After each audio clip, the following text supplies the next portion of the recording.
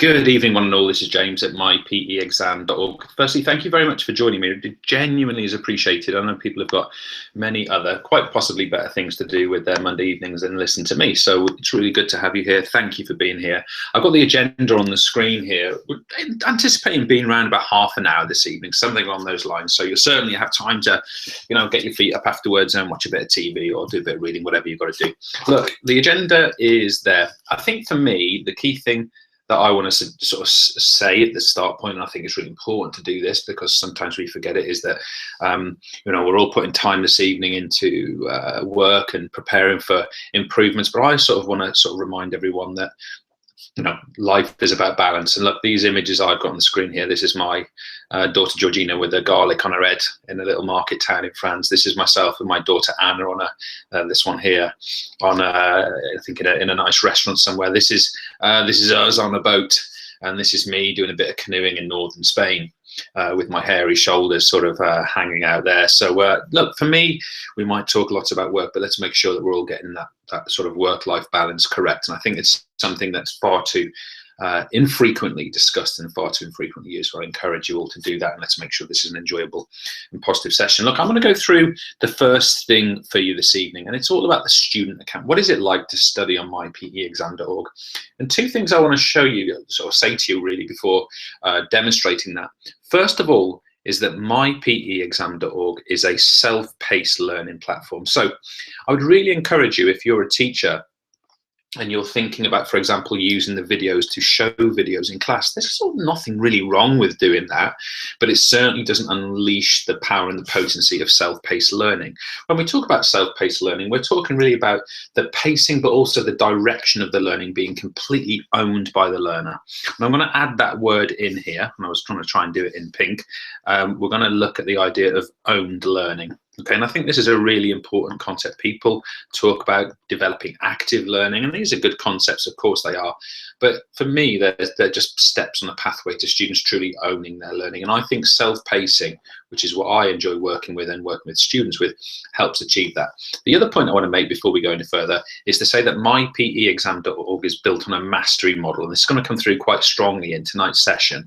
That really on mypeexam.org, we utterly refute and reject the idea of ability profiling, of target grades of C's or D's or B's. We have one simple objective, which is total and utter subject mastery of knowledge, skills, and behaviors by all learners. Now, I hear you scream, well, maybe that's not that possible. Maybe that's not that realistic. No, in the traditional model of education, it's very hard to achieve because, of course, it is effectively a fixed seat time model. And we're going to try and challenge that idea.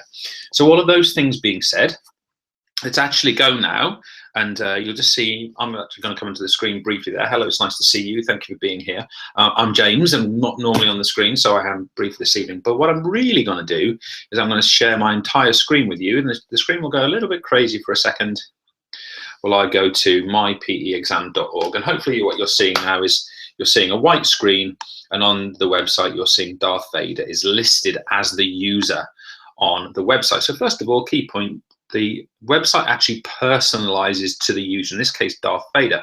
Now, what can Darth Vader do from here? Well, first of all, if he was just to scroll down, he's got all of his profile information there, which he can change. He can change his password. He can add a little biography, a link to his website if he has one. I'm sure Darth Vader might have one called deathstar.org or something like that. Or I'm sure there might be some other convenient alternatives. But let's just go back up here. The key thing is that Darth Vader can click on My Progress. And it just literally, if I just scroll back down, it literally just clicks on there, takes you further down the home page, and takes me down as a student to the course that I'm enrolled for. In my example here, OCR A2 PE, exercise physiology. And I can click on this little arrow, and it shows all the activity that I've been doing in that course. It shows that I'm 20% complete in that course, but that I've got some areas to actually improve on. I can also here go into the course itself. So if I click into the course, excuse me, sorry, we can go and have a look now at the XPhys course, and we can see that Darth Vader's mastered the first 3 lessons. There's an assignment lesson coming up next on the energy systems, but what we're going to do is we're going to go into the aerobic systems lesson in here, which is the next quiz-based lesson that Darth Vader has not yet mastered. So the first thing to realize is that there's a little bit of description, just a little introduction for Darth to read and to familiarize himself with.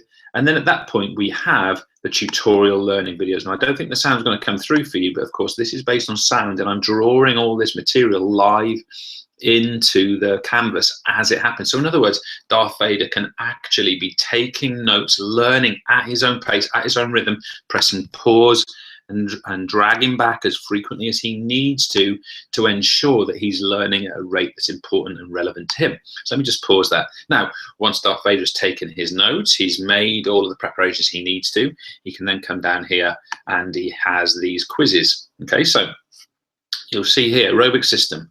You must score 6 consecutive correct answers to pass this quiz. Good luck. So when I start this quiz, I need to get 6 perfect answers in a row. Anything less than that, and I don't pass this quiz. So here we go. Question 1.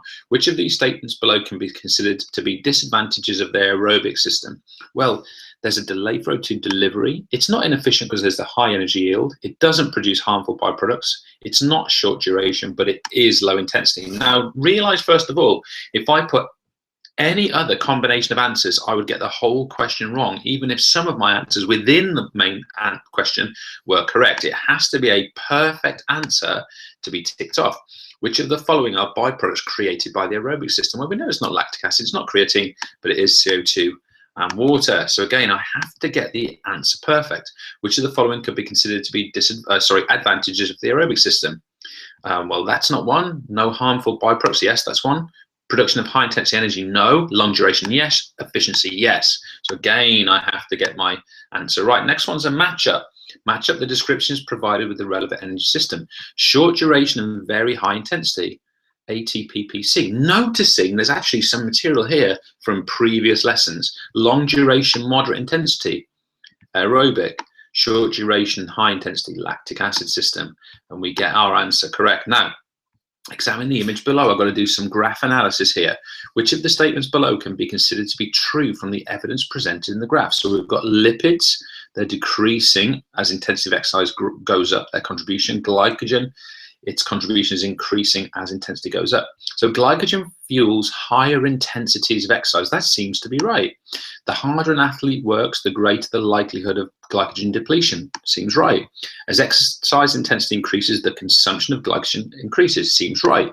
Glycogen stores will never deplete. Well, it certainly doesn't show that. I mean, we can't see that from the graph, and our knowledge may tell us that that's not right, so we don't click that one. To prevent glycogen depletion, keep exercise intensity low in the early stages. Well, that seems very sensible. So yes, it's necessary to increase intensity early in performance. Well, that doesn't seem to be necessary, so we won't click that one. We get our answer. Now, that's a tough question, right? Like, students are going to have to really think about that question. That's a tough question. And finally here, we're going to do this. Match up the descriptions with the main features of the aerobic system. The process of converting glycogen into glucose, glycolysis, the fuel source of the lactic acid system. Glycogen, the controlling enzyme of the aerobic system, PFK. The site of reaction of the aerobic system is the mitochondria, and the stage of the process where hydrogen ions are stripped of their electron transport chain. Now, I finish off the quiz. It gives me my results, and look, I get 100%. I can go into the leaderboard here, and look, I go in as the top person here because I'm the most recent one, and everyone features as the #1 person as they enter that quiz. I'm really impressed with George in here. George hasn't quite mastered this quiz yet, but he started on a 0, has got a 5, got a 4, got a 3. That 3, 4, 5. And looks like he jumped out of that quiz, George, there, but he's working towards that 6 out of 6. That's fantastic to see. Reese as well. Look at this here, 0, 2, 2, 4, 6, working his way up to that level of performance. Absolutely fantastic. And you see that is happening all over this page, that students are doing that. Something else, you can restart that same quiz and it will present the same quiz to you. But this question, this button here, view questions, is one that I really like. It shows you the question, the answers you gave, and whether you got them right or wrong. And I think that's a really useful page for reviewing your own learning. When we looked at, for example, this question here, it's really good to go back to that question and look at some of the fine detail that's written into that. So as a result of this, I've now, where am I going? Let me just, sorry, I'm just probably making a mess of your screen. I'm now going to click here to continue, and because I've got 6 out of 6, the system's going to move me on to the next lesson, which in this case is Energy Systems 20-mark assignment. And by the way, if we were doing this for real, the assignment is in here, and I can upload my answer to the site. Okay, so that's actually how that works. But what I want to do is I want to go back to our My Progress system. So I've gone back to the home page, My Progress. If I now open this up, look, we now see that the aerobic system here has been ticked off as 100%, and our rate of completion has gone up to 26%. Now, if I go back to that course, Exercise Physiology, we'll see the aerobic system has got a big green tick next to it. There we go, there it is, because we've mastered that particular content, we've mastered that particular quiz. So it's quite challenging, it's quite rigorous. Students have to repeat it, they have to learn deeply from the tutorial, but hopefully that will work for them. So I'm just going to come back onto the screen ever so briefly.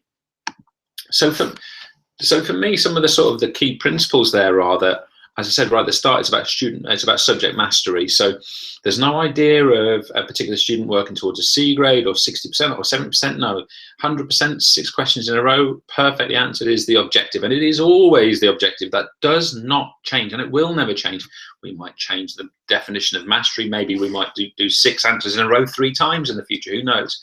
But that rigor will be applied to everything. And the reason we would do that, and some people might find that a bit of a strange notion because it's not what's done in mainstream education enough, in my opinion, is that where you sort of fix the experience of, you get one lecture, you get to do a worksheet, you get to do a homework, where all that is fixed and the same for everybody. Of course, if people have got like different start points and they all go, get roughly the same experience, then obviously it can't necessarily be fixed at a point of mastery for all students. But if you actually change the rate and the access to that progress, if you can repeat the tutorials, if you can gain confidence in the quizzes, and there's no reason that any student should fail to master a particular activity or quiz. So I'm not arguing at that point that means that every student can get an A star every time. That's not my argument. I'm not qualified to say that. But what I can say is that we can make sure that every student masters topic 1. We can make sure every student masters topic 2, and we can use razor sharp data, which I'll show you in a moment, to achieve that. All right, so let's just go back to our agenda. Let's see where we are. So that's our first activity kind of ticked off there. So let's actually do that. We can tick off that the student account has been had a look at, basically. And by the way, students can sign themselves up to the site, or you can sign them up within your classes and your groups. So what about this teacher account? How does the group tracking and downloads work? What about the mastery tracker, which I'm going to introduce you to tonight? And the first thing I'm going to show is actually item 5, which is the teacher support. So with that in mind, let's go back onto the website. And we're actually going to log out as Darth Vader, and we're going to log in as an actual, the screen will go a bit funny here just for a second. And we're going to actually, what we're going to do is we're going to log out as Darth Vader, and we're going to log in as a teacher. All right, so teachers' accounts look a little bit different. So in this case, we're going to log in as actually myself, James Anthony Sims. 24 minus 19 is 5. I have to think about that for you. That's a bit of a worry. And I'm going to log in from there. So again, the page is going to personalize to me. Okay, so again, it's my home page. It's about, this is my specific version. But you'll notice straight away that there's some extra features up at the top, which I'll come back to in a moment. But probably first thing to say is I can also click on my progress. Now look, I am registered for a number of courses. I am also registered for exercise physiology because I'm teaching that course. But look at the other courses I've got here: learning concepts, questioning technique, group work, using mypexam.org, live shows and webinars. In other words, I am actually, and we'll go into questioning techniques here, I am actually studying material which is relevant to me as a teacher. So let me show you an example of that. I wonder if we can look at one in here. So for example, if I wanted to study this lesson on the questioning technique of power notes, I could come into here, and very simply I can take this little tutorial which quite literally says, set your tables up like this, this is how you use your whiteboards, this is how you ask the question, this is how the activity runs. And hopefully that's going to run for me in a moment, just going a little bit slowly there. But you see there, everything is described for you, exactly how to put this process in place. Everything is described for you in your own time. You can return to it, you can watch it twice, you can drag it back and do whatever you want.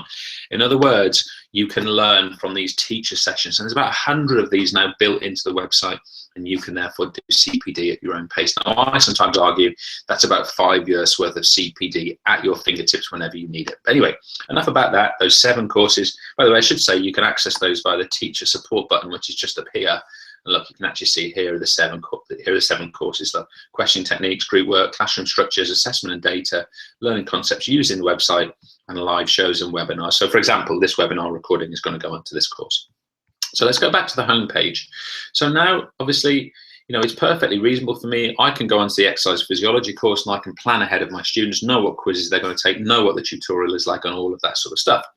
But what I can also do is I can come up to here and I can go to this thing called the dashboard. So let me show you how this tracking of data actually works. So of course, I'm assuming here that I've got some groups of students who are active on the site and I'm managing their data. So I've got 3 nifty little buttons here. They're ever so simple.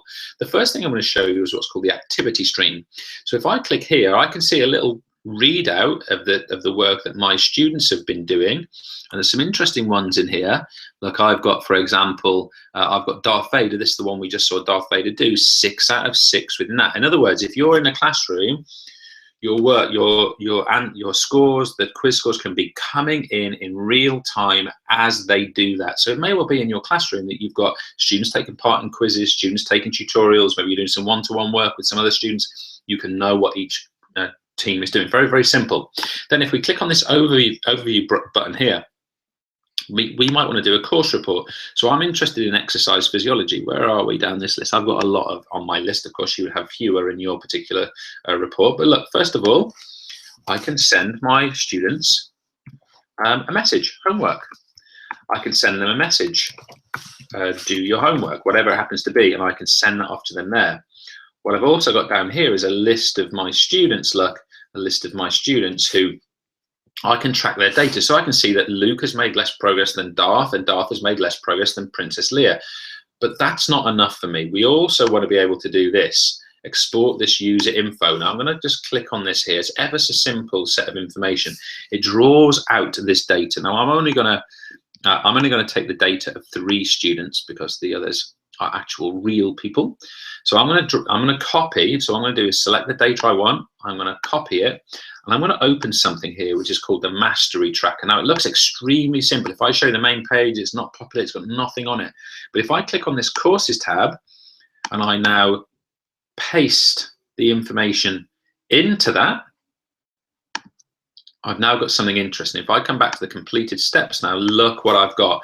I've got a situation where for my 3 students, I can see by topic area which topics they have mastered and which they haven't. So this energy continuum is a really interesting one. Princess Leia has mastered it, look here, but the 2 boys have not. Well, of course, what does that mean? Well, that means that we can then go into that lesson and we can say, right, Princess Leia, perhaps you're going to do some work with Darth Vader while the teacher does some one-to-one work with Luke Skywalker, or whatever the line of attack happens to be in that particular case. But come back to what we said before, this is based on mastery. So that if there is a gap here, we can be confident that either that student hasn't attempted that or that they're struggling to make progress on that. We can also be confident that if Princess Leia's got a tick, it means that she's taken part in all of the tutorial activities, and it also means that she has mastered that quiz, 6 perfect answers in a row. Now, I'm not saying that's a whole educational experience.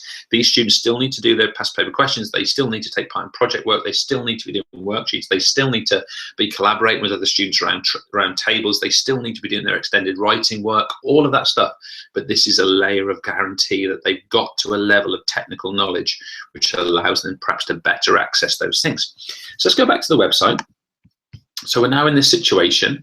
Now I can now click on this button, manage groups. Okay, so what have I got here? I've got example group, and this group here, exercise physiology, Ashley give you. By the way, this is an absolutely amazing group of people. Ashley actually arranged accounts for herself and many other students, and then I'm sort of just tracking their activity because they didn't have a teacher involved, and I sort of felt a bit bad for them. But what I can do in my example group, look, is I can list my users. Again, here are my 3 students. Again, I can send them a message. If I'm sending a message about homework, it will arrive in their email, and I can say whatever I want within that message.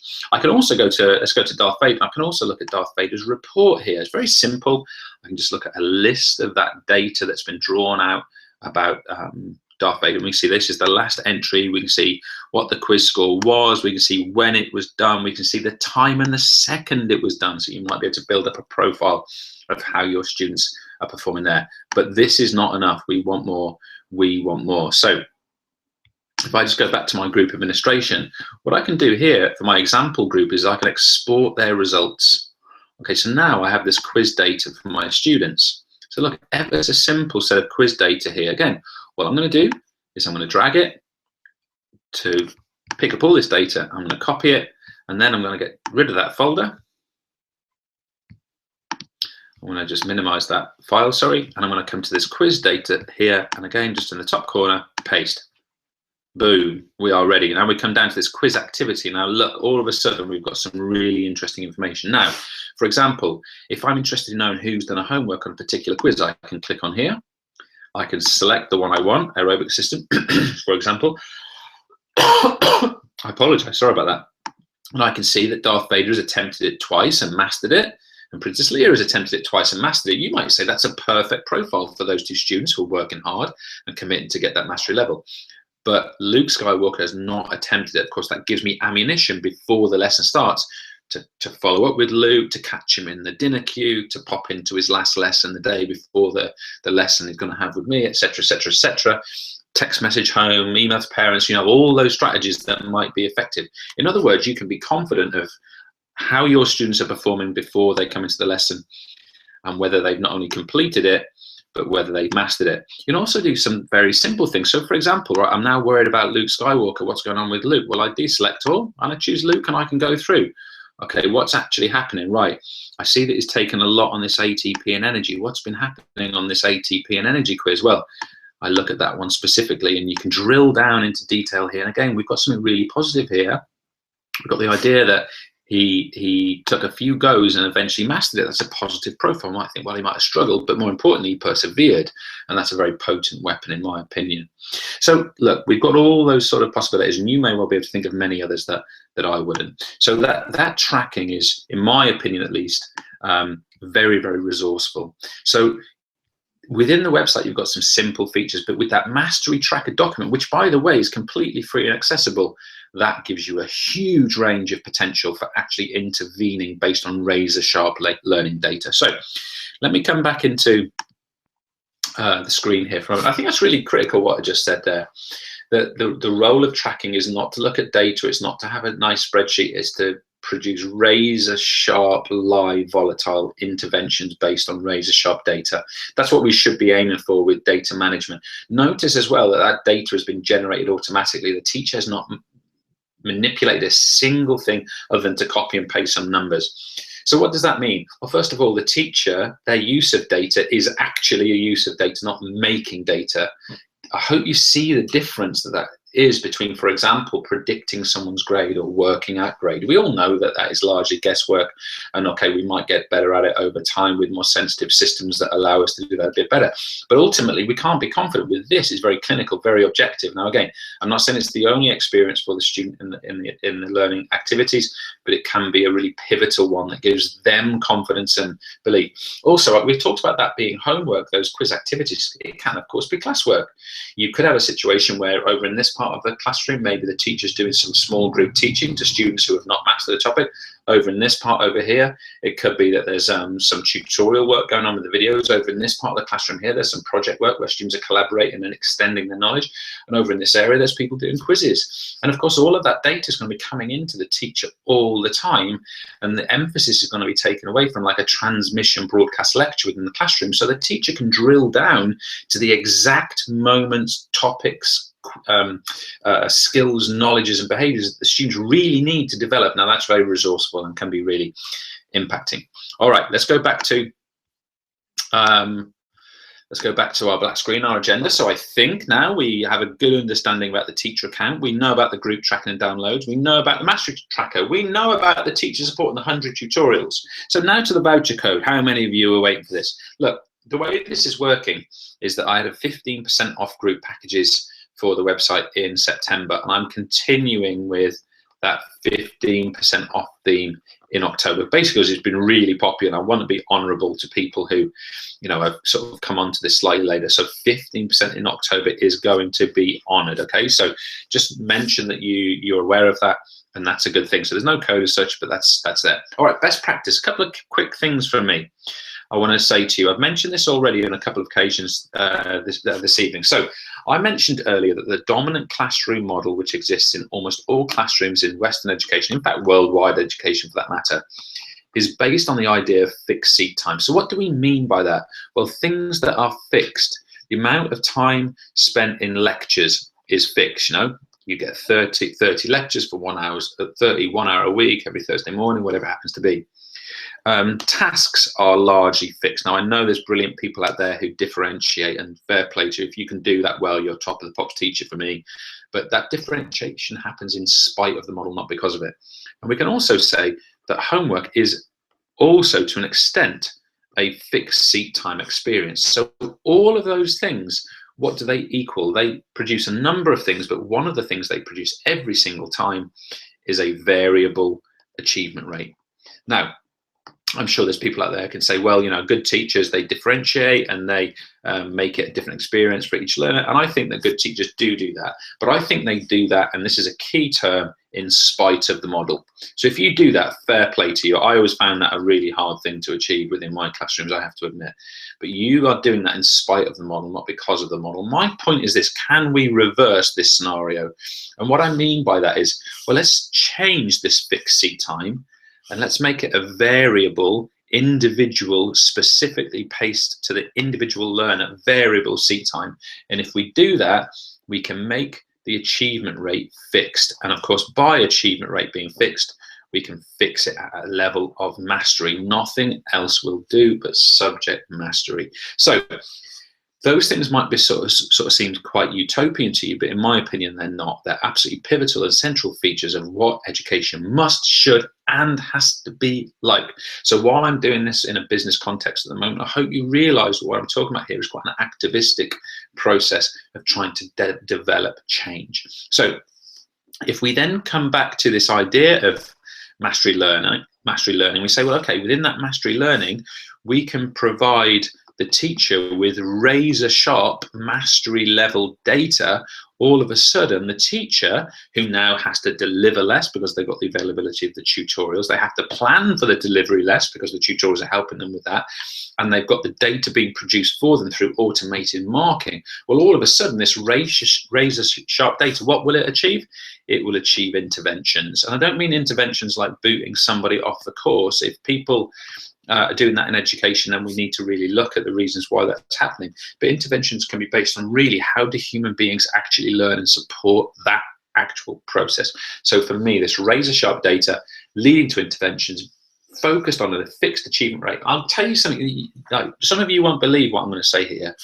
In this model, in this mastery model with variable achievement rate, you can actually take the idea of an error, or let's call it a mistake, in the classroom, in a question, in a homework, in an essay, and that thing can, in this model, become a positive indicator. Imagine that in our learning model, that an error or mistake becomes a positive sign that learning is about to happen, as it should be. Because by definition, if mistakes are happening, it is the very indicator, as long as we persevere, that learning is about to take place. When we have students who get perfect answers first time, who never make a mistake, they are not showing learning, they are demonstrating that they are doing something they could already do. And that is a questionable thing in education. All right, so I'm going to come back up to our agenda because we're close to sort of finishing here. Best practice I've sort of covered there. Next steps, this is important. So let's see what you need to do.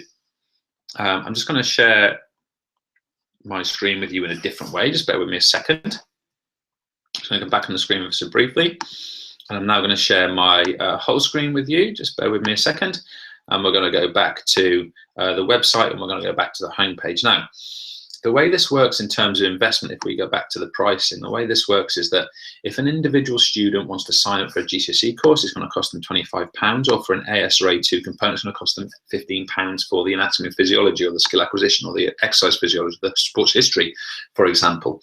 Teachers who want to set up their classes in this, and they can do that direct on the site by, if we click on here, we actually go into a shop type feature. So I might want to buy the skill acquisition course, for example, and you can buy it direct on the site and buy access that way. If, for example, I want to buy courses for my GCSE groups, then the more students I have, the cheaper it gets as we go ahead. And the same with AS and A2 components, the more you have, the cheaper it becomes. Now, if you're spending under £350 and you want to track the data of students, which I strongly recommend, that's going to cost you £50 per year. But as soon as you go over 350, that all of that is going to be free on top of that. Okay, so The other model, and the teacher support, is the videos that I think I spoke to you about a little bit earlier on, these teacher support tutorials. Now, with the department package, this is completely unlimited. Now, you notice here it says end of September, but look, we're extending this to October at the moment, so this means you can have an unlimited number of students, all your GC groups, all your A-level groups. We've got loads of schools on the site as well. We'll also use this provision for BTEC at level 2 and level 3.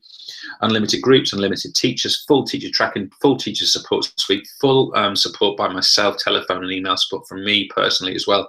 And that costs £650 per year, but with the 15% off, costs £552.50 per year, and that's 12 months you get for that. Okay, so if you sign up in October, you continue to the following October. It's not just an academic year thing. Okay, so that is a 12-month process. All right, good stuff. So look, I think it's really exciting. I want to come back onto the screen just for the last few moments of this. Look, I think it's really exciting. Now, I said before, obviously, this is the pen I make the videos with. Just in case anyone's ever wondered, this is how that process sort of works. You use this digital pen and you write here. I really believe in this model. There's not a big publishing company behind this website. This is not being done as a for-profit motive, or that, you know, is a business model. It's an activistic attempt to try and cause and provoke change in education, because change can and does happen. Those people in our lives that tell us change is not possible, they're wrong. Change is possible and it can be done. So I approach my work from that perspective. Change is possible. How do human beings actually learn is the driving question of every single thing that I do. And thirdly, I'll come back to that point of self-paced, mastery-based learning. So look, there's not a big publishing company behind this. This is a guy, literally, as you can see here in my eldest daughter's bedroom this evening, which is the quietest room in our house. This is a guy, a PE teacher, who's put this together because they believe in the model as it actually is being presented to you this evening. Now, I think that's important, okay? But so, you know, I think this is partly a business, and I think it's more than that, a movement of people trying to create a really positive change. And the commentary that's coming out of PE teachers out in the industry is unbelievably supportive, and I thank you very much for that. All right, I'm going to finish for this evening. I promised a half-an-hour session. It's bang on half an hour right now, so I'll finish there. I'll thank you for your attendance. I wish you a lovely Monday evening, and yeah, take care. It's nice to present to you. Take care.